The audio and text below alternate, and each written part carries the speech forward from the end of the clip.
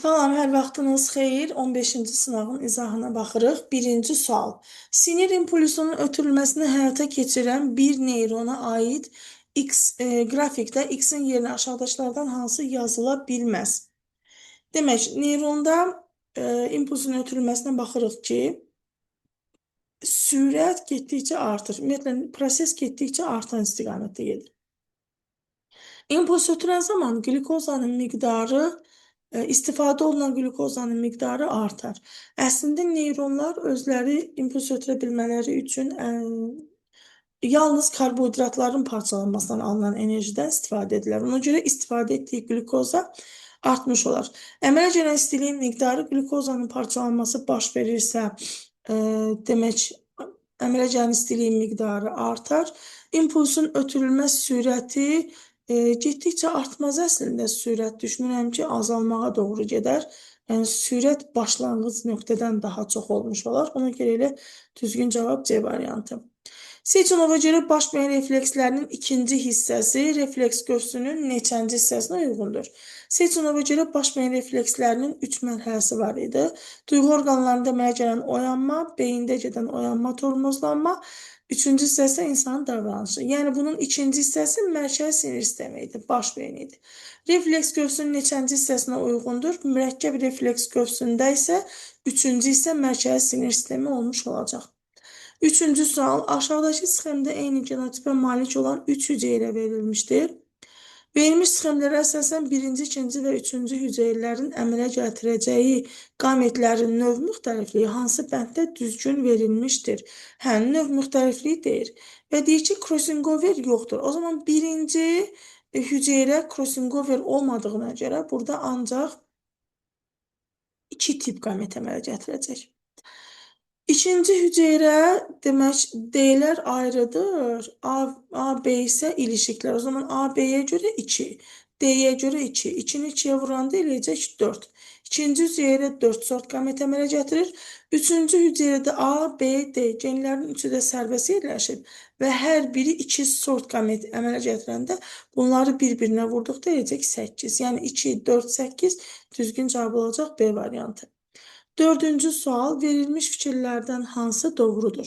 Böyrəklər yalnız canlı insandan köçürülməlidir? Yox. Deməli, 8-ci sinifin axırıncı bölməsində orqan nəqlində böyrəklər ölüdən köçürülürsə, deyir 2-4 həftə dializə qoşulurdu. Canlı birindən köçürülürsə, dərhal fəaliyyətə başlayır. Yəni, böyrəklər canlıdan da, ölüdən də alına bilər.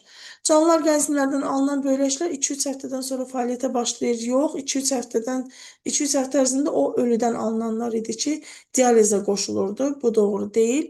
İstənilən şəxs donor ola bilər. Yox, əqli, fiziki, ruhi sağlam olan şəxs donor ola bilir.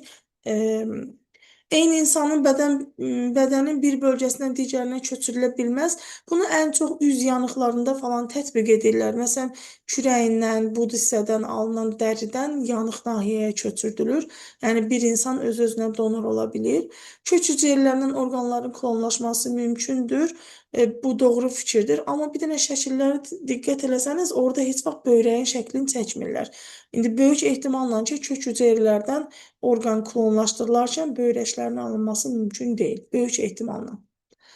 5-ci sual, verilən nəsl ağacında X cinsi xromosomu ilə ilişik olan resessiv əlaməti biruzə verən fərdlər rəngli göstərilir. Deməli, X-lə resessivdir, o zaman bu anadır, XX, bu isə qızıdır, o da resessivdir, bu isə oğlandır, X üstü kiçik A, Y. X-lə ilişik keçsin və resessiv, ona görə də rəngli olan fərdləri qeyd elədik. Ata bu əlaməti daşımır, buna görə də rəngsiz verilib, deməli, böyük A, Y olsun və əkiz qızları vardır. 2-3 rəqəmi ilə, bir də 4 rəqəmi ilə göstərilən bir dənə qızı vardır. 2 və 3 deyil fərdlər eyni yumurta ikizlərdir. Verilənlərə əsasən hansı fərdlərin genotipi səhv verilmişdir? Əkiz qızlardırsa, qız atadan demək, böyük X üstü böyük A-nı, anadan X üstü kiçik A-nı almış olacaq anasından. O zaman, məsələn, bunun sağlam olma ehtimalı Burada xəstə qızın əmələ gəlməsi mümkün deyil əslində. Çünki məsələn bu kiçik A-nı, bu isə böyük A-nı verərsə x üstü böyük A, x üstü kiçik A. Bu ikisinin genotipi olar. Bu qızda həmçinin. Bu oğlan isə xəstə X genini anasından alıb, Y genini atasından. Amma valideynlərin hər ikisində x üstü kiçik A olmadığına görə belə bir qızın əmələ gəlməsi səhv verilib deyə bilər və yaxud da deyək ki, bu fərd mütləq mutasiya nəticəsində alınıb, ona görə də düzgün cavab olacaq Y variantı. 6-cı sual, doğru ifadəni tapın. İki göbək ciyəsi olan əkizlər. İki göbək ciyəsi varsa, demək bunlar bir yumurtadan əmələ gələ bilərlər. İki göbək ciyəsi olan əkizlər. Mütləq eyni cinsli olacaqlar.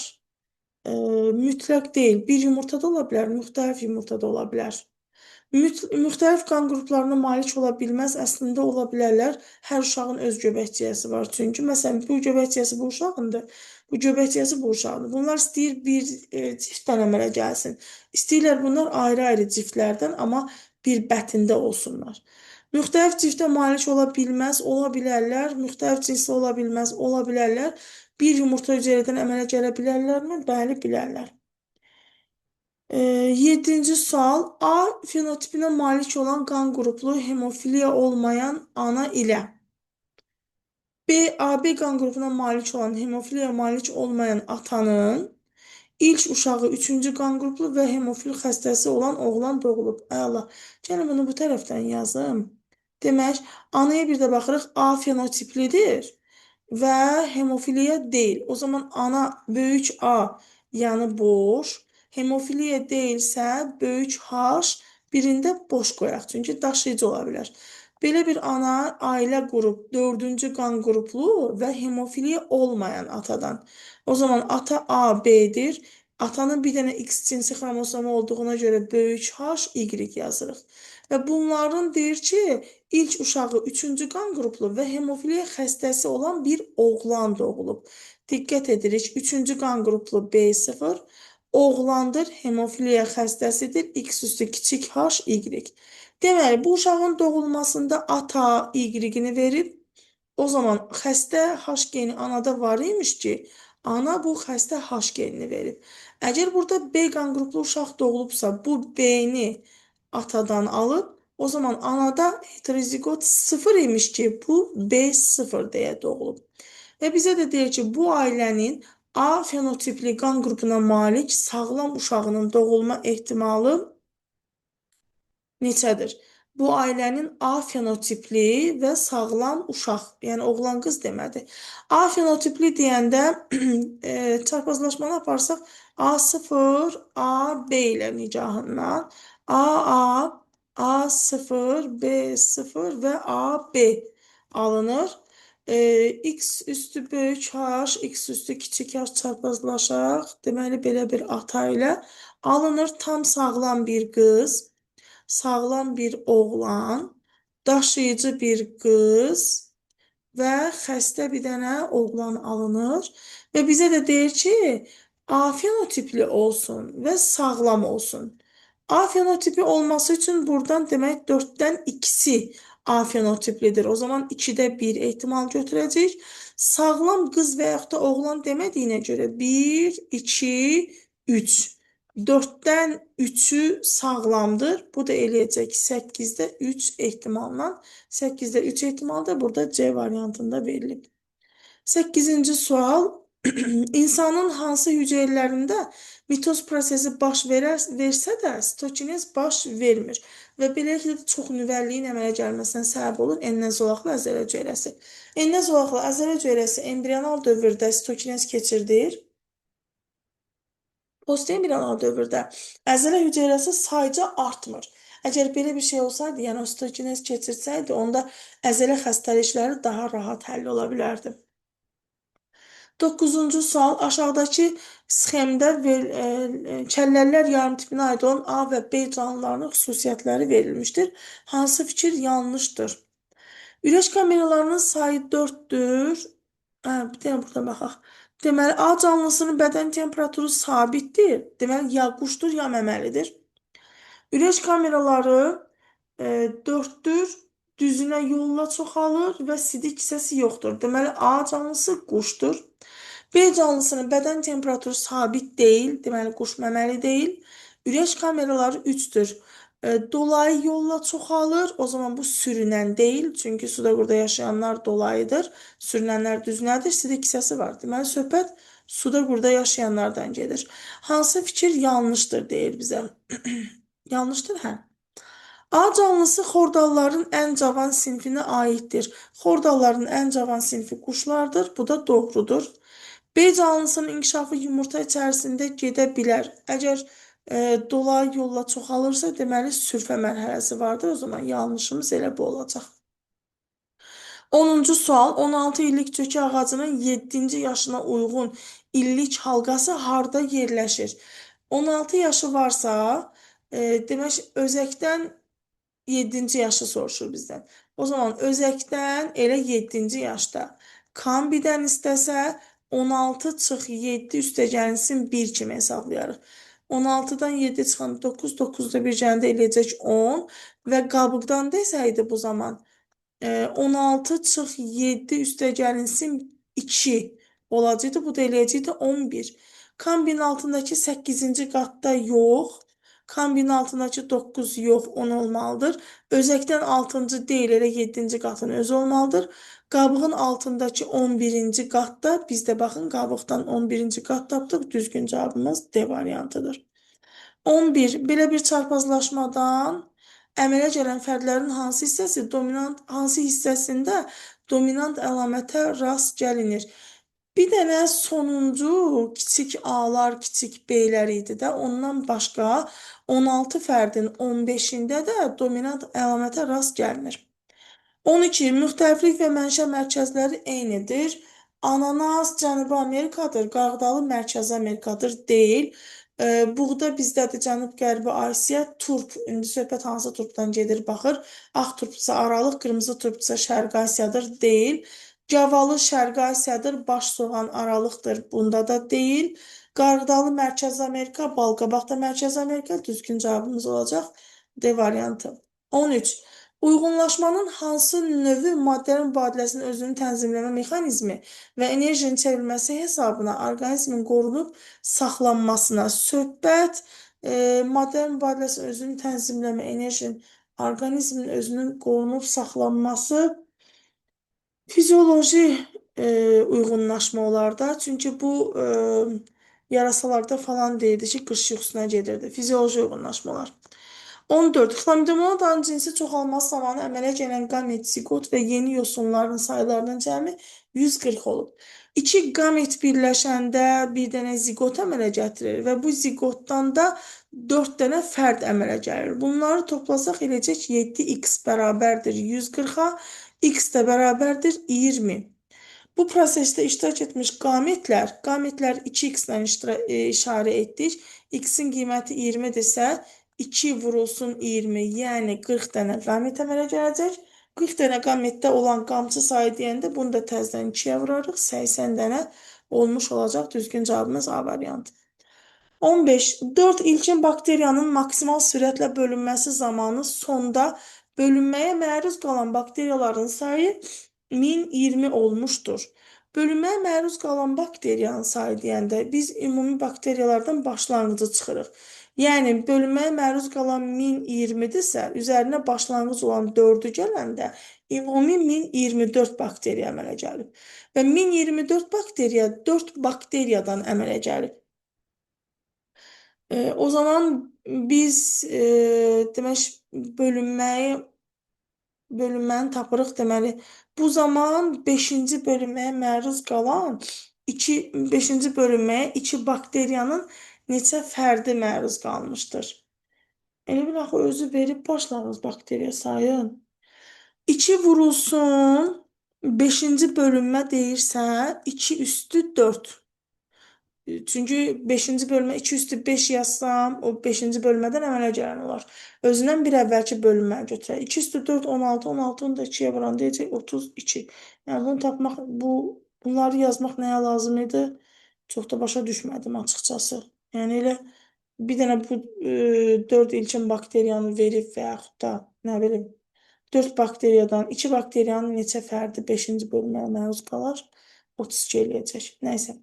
16. DNT molekulunda 2 qat hidrogen rabitələrinin karbonhidrat və fosfat turşuqalıqlarının cəmi biraz bu tərəf eləyək.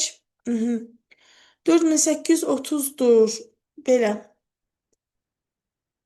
2 qat hidrogen rabitələrinin sayı elə məsələn adeninin sayı ola bilər.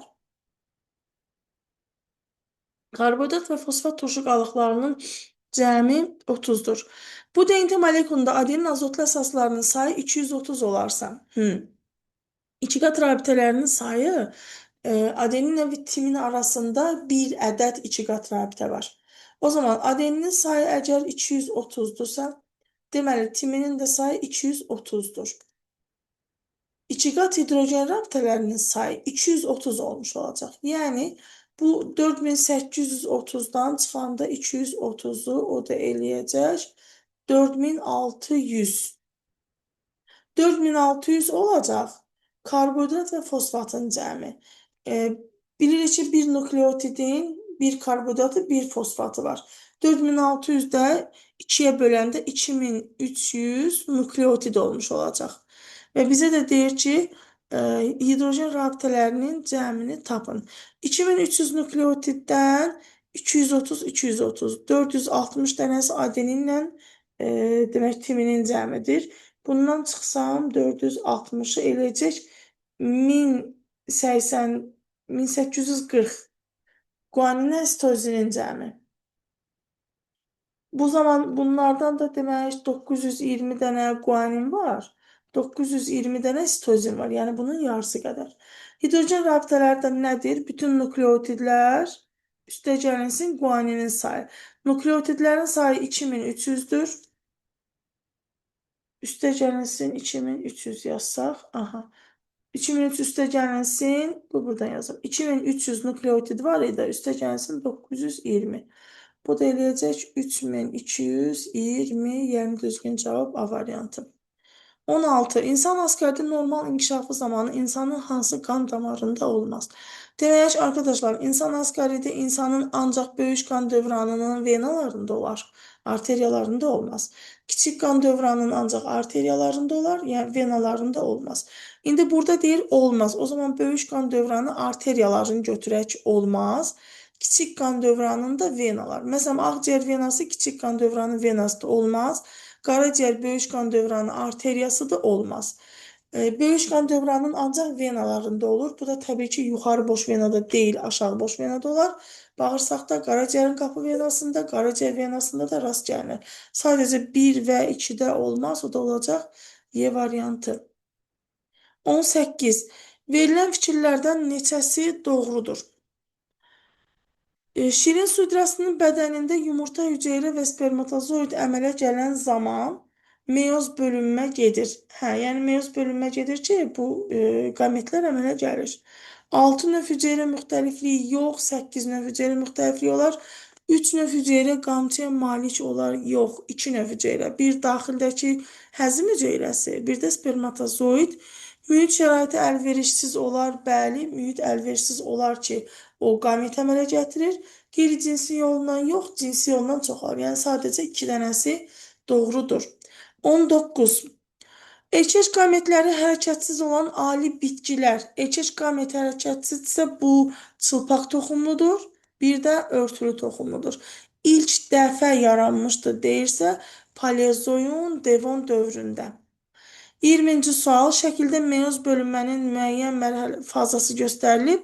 Bu canlının somatik hüceyrəsinin xromosom dəsti neçə olar? Meyozun ikinci anafaza mərhələsidir, çünki xromatidlərdir. İkinci anafazanın düsturu 2N2S-dir. Və deyir ki, xromosom dəsti neçə olar? Burada neçə xromosom görürüksə, somatik hüceyrəsində də 2N qədərdir ona görə. Deməli 4, bu da 4, 8 dənə düzgün cavab olacaq A variantı. 21. Şəkildə hansı rəqəmlə verilmiş maddələrin monomeri monosaxaridlərdir? Deməli, baxın, bu 4 rəqəmi ilə verilmiş hissə, bu göy yumru-yumru olan hissələr karbohidrat qruplarıdırlar, zulallara birləşib, bu glikoproteinlər əmələ gətiribdir. Mesela əgər lipidə birləşib tutaq ki, bu şəkildəki kimi buna işarə qoysaydı, bu glikoprotein budur, 4. Məsələn, glikolipidlər də digər olacaq. Yəni, söhbət bu göy hissələrdən gedir ki, bunların da monomerləri glikozadır. Ona görə düzgün cavabımız olacaq D variantı. 22. İnsanın qarın boşluğunda yerləşən vəzilərin hazırladığı hormonları seçin. İnsülin mədə-altı vəzinin hormonudur, qarın boşluğudur. Tiroksin heç bir bədən boşluğuna yerləşmir, qalxana bənzər vəzin hormonudur. Timozin döş boşluğunda yerləşən timusin hormonudur. Adrenalin qarın boşluğunda yerləşən böyrək üstü vəzin hormonudur. Melatonin kəllə boşluğunda yerləşən epifizindir. Glukagon da yenə mədə-altı vəzin hormonudur. 1, 4, 6 olacaq. 23. Təkamül nəzəriyyəsinə görə daha əvvəl meydana çıxmışdır. Daha əvvəl bunların içərisindən meymun olanı seçməliyik ki, o da hibbonlar. Çünki digərləri, məsələn, sinantrop, neandertal, pitek antrop, bunlar hamısı antropogendədirlər. Avstralopiteklər neogendədirlər. Parapiteklər paleogendədirlər. Parapiteklər. Bunlardan əmələ gəlmişdir hibbon, orangutan, bir də driopiteklər. Driopiteklərdən də başlanğıc götürüb avstralopiteklər, qarilla, bir də şimpanze. İndi bu antrop olanların hamısı antropogendədir. Hibbon burada gələcək paleogendə, ona görə düzgün cavab C. 24. Cədvələ əsasən X-in qiymətini tapın. Noxud düzələrkən udduğu su 150-dirsə, deməli, noxudun öz çəkisi də 150-dir. Çünki özü qədər sudur. Darı özündən 4 dəfə az sudur. Yəni, udduğu su 120-dirsə, 120-ni 4-ə vuranda eləcək 480 udduğu sudur.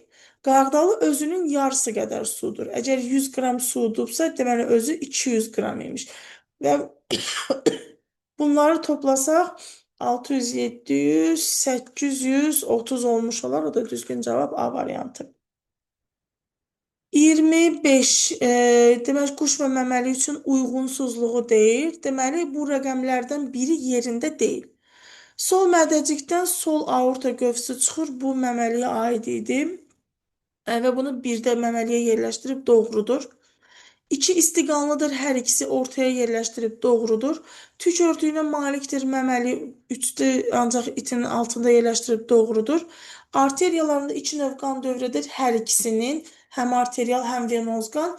Qaz mübadiləsində hava kisələri iştirak edir. Quşa yazıb, quşun hava kisələri qaz mübadiləsində iştirak etmir. Yalnız ağciyərlər iştirak edirdi. 26-cı sual 10-cu sinif dərsliyindən götürülmüş bir sxemdir. Birinci fermentin quruluşunda dəyişiklik baş vermişdir. Birinci ferment buradadır. Bu zaman hansı maddə və ya maddələrin sintezi pozular? Əgər birinci fermentin quruluşu pozulubsa, A və B-dən K-nın əmələ gəlməsi pozulacaq. K və Y-dən də F-in əmələ gəlməsi pozulacaq. Deməli, K və F olacaq A variantı. 27. Düzgün fikri tapın. Plasentanın meydana çıxdığı geoloji dövr söhbət təbaşirdən gedir. Toxumlu qıclar triasda yox olmuşdu, bu deyil. Planların ağac formaları siluruydu, əsl sümüşlü balıqlar trias idi. Uçan onurğalar yura idi, uzun tozcuq borusu təbaşirdə örtülü toxumların əmələ gəlməsi ilə yarandı. 28. Təkamül prosesi nəticəsində toxum bilavasitə hansı orqandan əmələ gəlmişdir? Toxum əmələ gəlir dişiciyin yumurtacığından, dişicik özü yarpaq mənşəlidir, çiçəyin hissələrindən və bu da birbaşa bilavasitə desə yarpaqdan əmələ gəlmiş olar. 29. Əgər kisədə olan heyvan südü yalayırsa, qarnının altında kisə olan yexidnaydır. 30-cu sual. Əgər müəyyən əlamətə görə dominant fenotipli iki bitkinin monohibrid çarpazlaşması nəticəsində birinci nəsildə həmin əlamətə görə resessiv fenotipli fərdlər əmələ gəlibsə, deməli, böyük ya kiçik ya imiş ki, 2 dənə dominant fenotiplilərdən resessiv fenotip əmələ gəlib, çarpazlaşmada iştirak edən bitki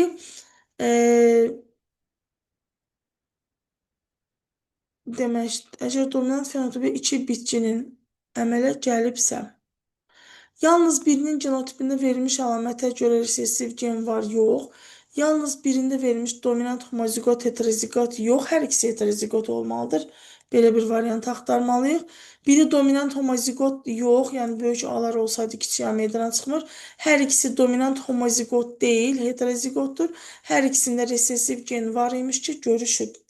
31. Şəkildə Darwin birəbitənlərin bütün cinsləri təsvir olunub. Şəkildə təsvir olunan cins və növlərin cəmini.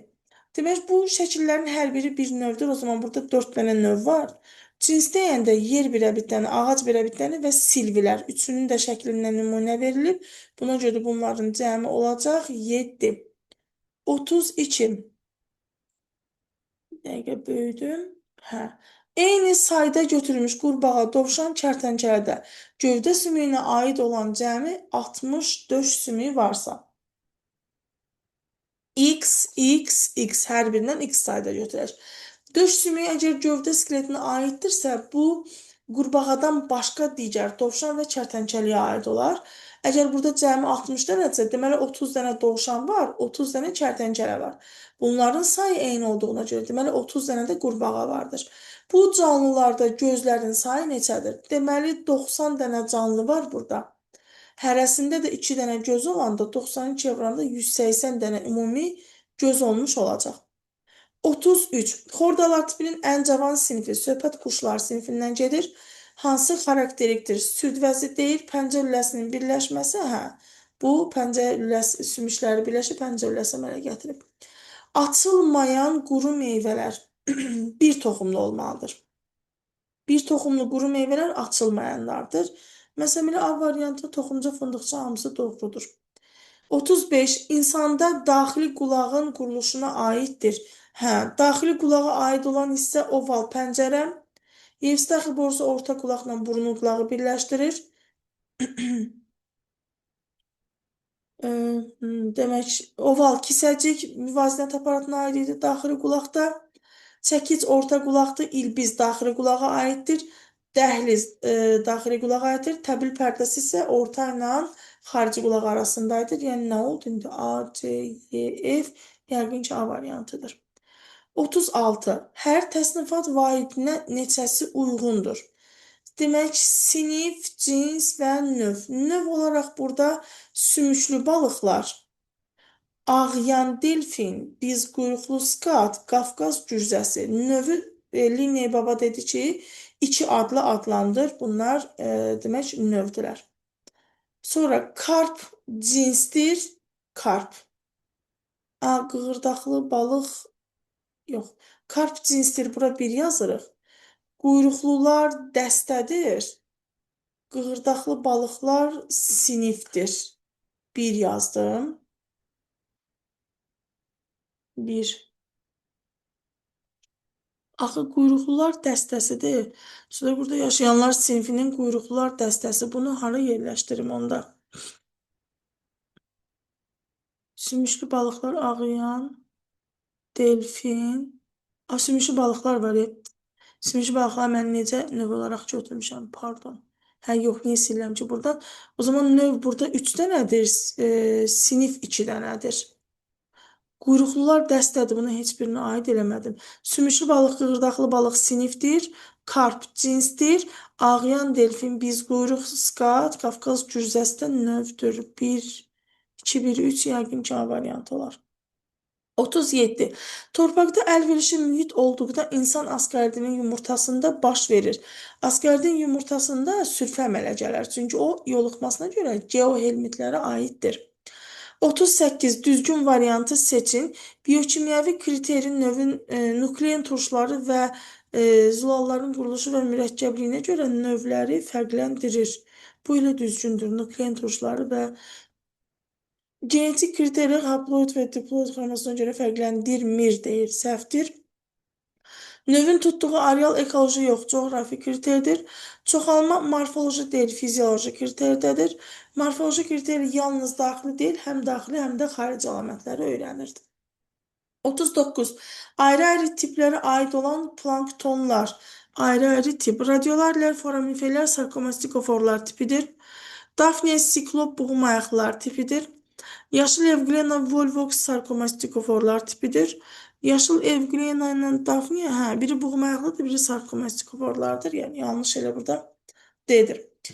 Və sonuncu sual, biomüxtəlifliyin növlərinə uyğun gələn sıranı göstərin. Biomüxtəliflik, növ müxtəlifliyi, genetik müxtəliflik və ekosistem müxtəlifliyi vardır. Burada növ müxtəlifliyi A, sonra genetik müxtəliflik D və ekosistem müxtəlifliyi F. A, D, F düzgün cavabımız olacaq D variantı.